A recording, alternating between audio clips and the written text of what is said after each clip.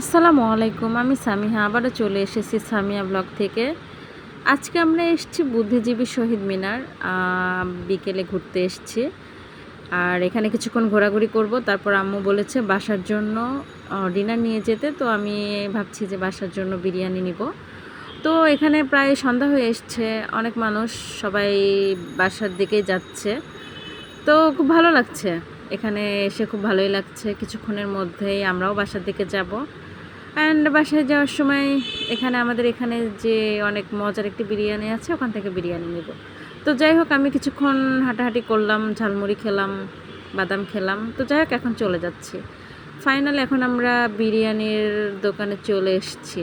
দেখতেই পাচ্ছেন বিফ বিরিয়ানি। আমার কিন্তু বিরিয়ানি খেতে অনেক মজা লাগে। আপনাদের কাছে কেমন লাগে আমি জানি না, আমার খুব মজা লাগে।